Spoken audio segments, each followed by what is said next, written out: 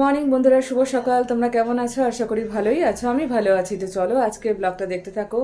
আজকে সকালবেলা থেকে ওঠার পর থেকেই কয়েকদিন ধরেই দেখছি যে কি সুন্দর আর কি রোদ্দু উঠেছে।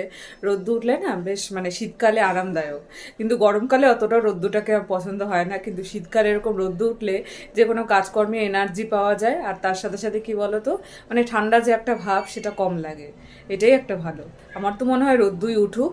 শীতকালে এরকম ধরো কড়াইয়ের পাশে রান্না করতে বেশ ভালোই লাগে। গরমকালে যেটা একদমই ভালো লাগে না, ঘেমে টেমে একদম একসা হয়ে যায়। কিন্তু শীতকালে এই আগুনের তাপে দাঁড়িয়ে রান্না করা বা যে কোনো আগুনের সামনে দাঁড়িয়ে রান্না করাটাই হয় বিশেষত। তো যাই হোক, রান্না করতে বেশ ভালোই লাগে, খারাপ লাগে না কিন্তু। তো আজকে দেখো মাংস হবে, চিকেন। তো চিকেনের জন্য আলুটা বড় বড় করে কেটে নিয়েছি আর লাল করে ভেজে নিচ্ছি।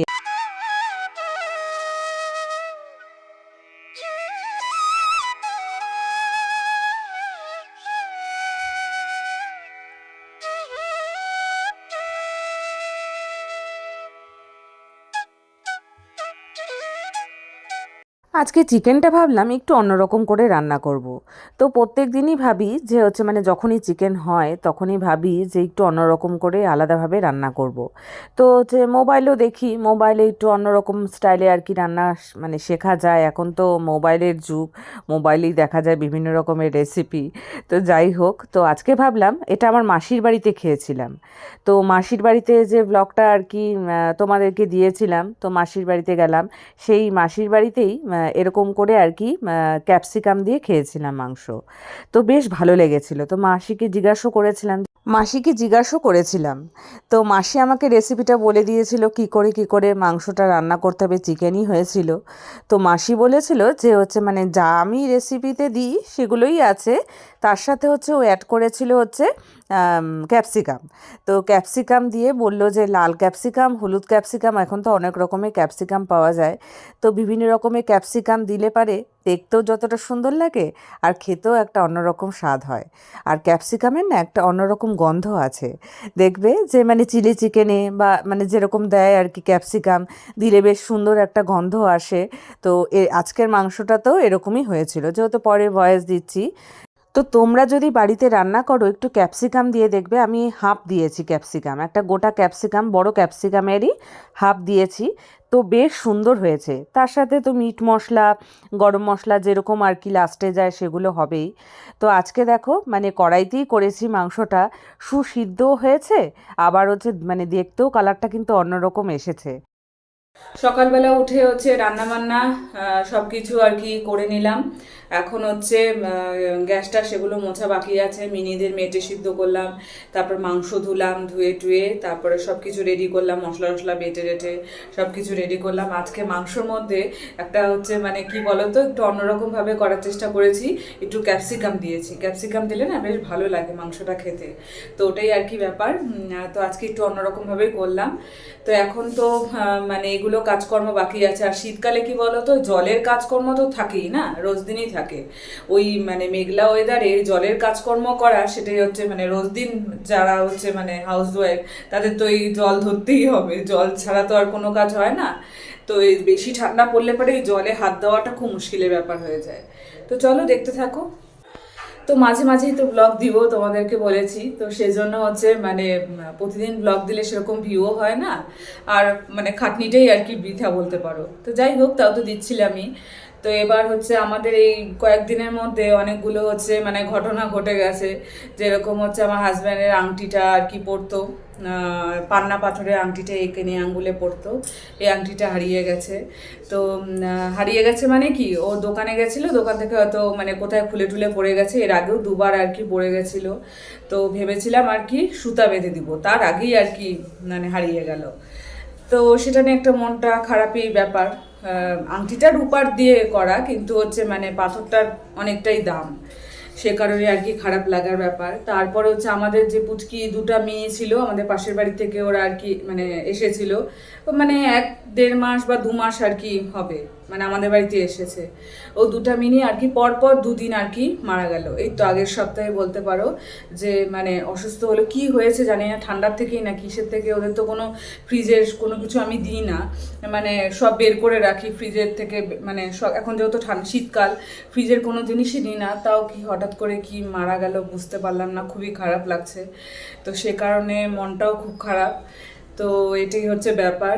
তো যাই হোক, তো রান্নাবাড়ি তো হয়ে গেছে, এখন হচ্ছে গ্যাসটা মুছে নিব।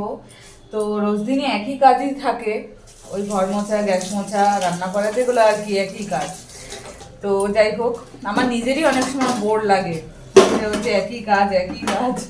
তো একই কাজই তো থাকবে, বাসন মাজা, গ্যাস পরিষ্কার করা, ঘর মোছা, ঘর ঝাড় দেওয়া, ঠাকুর পূজা দেওয়া। ঠাকুর পূজা দেওয়া তো মানে রোজ দিন দিতেই হবে, আর যাবতীয় যেগুলো কাজ থাকে থাকেই।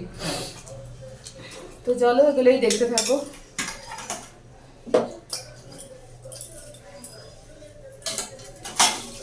তো আজকে রান্নাবাড়ি চলো তোমাদের সাথে শেয়ার করে নিই। তো এদিকে দেখো ভাত আছে। তো প্রথমে তো জানি না এটা হচ্ছে সকালের ভাত, তো মা বাবা খেয়েছে, অল্প একটু ছিল আর কি, তো সেটাই আর কি রেখেছে, দুপুরবেলা খেয়ে নেবে। তো এদিকে হচ্ছে মাংসের ঝোলের কালারটা শুধু দেখো কি দারুণ হয়েছে, অপূর্ব। খেয়েছি সকালে ভাত দিয়ে, তো বেশ ভালোই হয়েছে খেতে। হাজব্যান্ডও বললো অন্যরকম একটু হয়েছে, যেহেতু ক্যাপসিকামটা দেওয়া হয়েছে সেজন্য একটু অন্যরকম হয়েছে। আর হচ্ছে পালং শাকের তরকারি, আর এদিকে দেখো হয়েছে হচ্ছে কাতল মাছের ঝোল। তো এগুলি আজকে সিম্পল মেনু। তো আজকে রান্নাবাড়িগুলো বেশ ভালোই হয়েছে মনে হয়। এখন খাওয়া দাওয়ার পর যেগুলো বাসন আর কি হয়েছিল, আজকে সকালে ভাতই খেয়েছি। ভাত মাংস দিয়ে খেলাম, আমিও খেলাম, হাজব্যান্ডও খেলো। মা বাবার তো সকালবেলায় খাওয়া হয়ে যায়, ভাতই খেয়েছে সবাই। আজকে আর রুটি বানাইনি, ভাতই খেয়ে নিয়েছি। এখন এই যে ভাত খাওয়ার পর যেগুলো বাসনপত্র থাকে সেগুলো মেজে নিচ্ছি। অনেকটাই বেলা হয়ে গেছে, এখন চটপট করে কাজগুলো করতে লাগবে।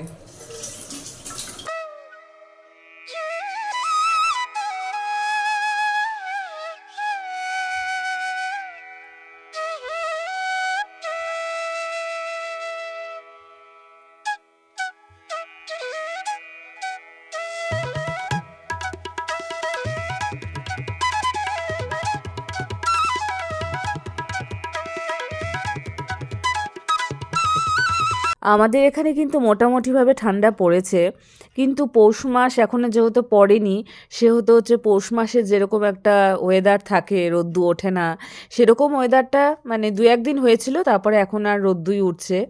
তো যাই হোক, এরকম রোদ্দু উঠলে পারেই ভালো লাগে, কি বলো তো, জামা কাপড় যেগুলো থাকে সেগুলো শুকিয়ে যায়। আর নাহলে পারে এই পৌষ মাসে যেরকম একটা ওয়েদার থাকে, মানে কোনো কাজকর্ম তো করতেই হবে, কিন্তু এই জল ঘাটাঘাটির কাজকর্ম থেকেই যায়। তো এগুলো করাটাই খুবই অসুবিধার ব্যাপার।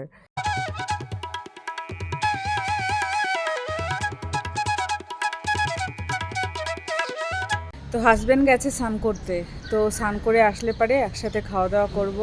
আর এখন যতক্ষণ আর কি না আসে ততক্ষণ একটু রোদ্রের মধ্যে আর কি দাঁড়িয়েছি। স্নান করে পুজো দেওয়া হয়ে গেল, তো স্নান করার পর দেখবে একটু ঠান্ডা ঠান্ডা লাগে। তো এখন তো রোদ্দু চলেই যাবে, অনেকটাই মানে বেলা হয়ে গেছে, এখন 3টা বাজে। তো এদিকে দেখছি আর কি কি বলো তো, দেখছি যে পাখিগুলো না কি সুন্দর আর কি উড়ে উড়ে যাচ্ছে, দেখতেও ভালো লাগছে। আর এদিকে এতক্ষণ হাজব্যান্ড হচ্ছে উপরেই দাঁড়িয়েছিল, ওদিকে পাম্পটা বন্ধ করতে হবে, তো সেজন্য বললাম যে ও স্নানও করবে, তো পাম্পটা বন্ধ করে তারপরে হচ্ছে স্নানে ঢুকবে। তো এতক্ষণে চলে গেছে স্নান করতে। তারপর আসলে পারে তারপর স্যালাড কাটবো, তারপরে হচ্ছে মাংসটা একটু গরম করব, করে তারপরে খাওয়া দাওয়া করব। আর আজকে আর জামা কাপড় মনে হয় না শুকাবে, কারণ হচ্ছে মানে এমনি রোদ্দুর তাপটা সকালবেলার দিকে থাকলেও এখন সেরকম নেই। 3টা বেজে গেছে, এখন আর রোদ্দুর তাপ কতই বা থাকবে। তো অনেক দিন ব্লগ দিই না, আসলে কি বলো তো, মন মেজাজই আর কি ভালো নেই, ভালোই লাগে না কিছু। তো সেজন্যই ব্লগ দিতেও ইচ্ছা করে না। মানে কিছু কারণবশত বিড়ালগুলো মারা গেল, তারপর আংটিটাও হারিয়ে গেল, এরকমই মানে কিছু সময় থাকে না, মানে তোমার মানে ক্যামেরার সামনে আর কি মানে আসতে ইচ্ছা করে না। এরকমই একটা ব্যাপার হচ্ছিল। তো যাই হোক, আজকে ভাবলাম যে না থাক, অনেক দিন ব্লগ দেওয়া হয় না, তো সেজন্য ভাবলাম যে না তোমাদের সাথে একটু কথা বলি, কথা বললেও হয়তো ভালো লাগবে, কিছুই ভালো লাগে না। এই কয়েকদিন ধরে এক সপ্তাহ যাবত আর কি, হ্যাঁ এক সপ্তাহ যাবত, আগের রবিবারে আর কি শনিবারে আংটিটা হারিয়েছে, দোকান থেকে আসলো, তারপরে হাতে দেখলো যে আংটিটা নেই। তো যাই হোক, প্রথমে তো বলছিল না, প্রথমে হচ্ছে বলছিল যে মানে প্রথমে ও নিজেও দেখেনি, তারপরে মিনিগুলোকে আদর যখন করছে, মানে দোকান থেকে আসার পর মিনিগুলোকে আদর করছে, তখন হাতে দেখলো যে আংটিটা নেই। তারপর খোঁজাখুঁজি করলাম, বাড়িতে তো মানে ওই আসলো তখনই, বাড়িতে তো পড়েনি, ঘরটার একদমই পরিষ্কার, আংটিটা এত বড় জিনিস পড়লেও দেখা যাবে। তারপর দোকানে গেল আবার, সেই 7:30টার সময় দোকান থেকে এসেছে, মানে সন্ধ্যাবেলায়। তারপরে আবার দোকানে গেল, দোকানে গিয়েও খোঁজাখুঁজি করলো, ওই অন্ধকারে আর কি দেখতে পেরেছে, এখন ওর দোকানের সামনেই হচ্ছে মানে ড্রেন আছে, ড্রেনে ট্রেনে পড়লে তো আর খুঁজে পাওয়া যাবে না। তাও পরের দিনকেও আমি গেছিলাম রবিবারে, খোঁজাখুঁজি করলাম দোকানে গিয়ে, ড্রেনে ট্রেনেও আর কি দেখলাম যে যদি চোখে পড়ে আর কি, খুঁজে পাওয়া গেল না, আর কি বলবো। তো যাই হোক, হ্যাঁ হ্যাঁ রবিবার তো গেল ওরকমভাবেই। তারপর সোমবার না মঙ্গলবার, হ্যাঁ মঙ্গলবারে আর কি মিনিটা অসুস্থ, সোমবার থেকেই অসুস্থ। তারপর মঙ্গলবারে মিনিটা মারা গেল, মানে একটা মিনি, ওই যে ওদের বাড়ি তোমাদের তো বললামই। তারপরের দিনকা আবার আরেকটা মিনি অসুস্থ, একই একই সিমটম দুজনের। তো ও আর কি মারা গেল, খারাপ লাগে আসলে, কি বলো তো, পশু পাখি পুষলে না মায়া হয়ে যায়। তো যতদিনই থাকুক না কেন, বেশি দিন হলেও আসেনি, এই 2 মাসের মতন আর কি, ওদের বাড়িতেই ছিল, তারপর আমাদের বাড়িতে এসেছে। ওদের বাড়িতে সকালবেলার দিকে কেউ থাকে না, রাত্রিবেলায় আসে কাকু কাকিমা। তো তারপরে আমাদের বাড়িতে এই জন্য চলে এসেছে। আর ভাই যে ছিল ওদের বাড়িতে, মানে পাশাপাশি বাড়ি, ও হচ্ছে এখানে এখন নেই আর কি। ও থাকলে হয়তো বিনিগুলোও থাকতো, ঘর এখন বন্ধ, তো বন্ধ করে তো আর বিড়ালগুলো থাকবে না, আমাদের বাড়িতে এসেছে। তো তো মানে ছটপট ছটপট করে মারা গেল চোখের সামনে, দেখেও এত খারাপ লাগছে, কি আর বলবো। তো আজকের ব্লগটা আমি এখানেই শেষ করে দিচ্ছি, ভালো লাগলে অবশ্যই লাইক কমেন্ট সাবস্ক্রাইব করতে ভুলো না, পাশে থেকো। বড়োদেরকে জানাই অনেক অনেক প্রণাম, আর ছোটোদেরকে জানাই অনেক অনেক ভালোবাসা জানিয়ে আজকের ব্লগটা আমি এখানেই শেষ করে দিচ্ছি। কালকে আবার দেখা হবে নতুন দিনে নতুন সকালে, ততক্ষণ অবধি তোমরা সুস্থ থেকো, ভালো থেকো, গুড নাইট। তো বলি যে কালকে আবার ব্লগ দিব, যাই হোক আবার কোনো কারণবশত আর কি আটকে যায়, ভালো লাগে না কিছুই, এরকমই হচ্ছে, আর জানি না।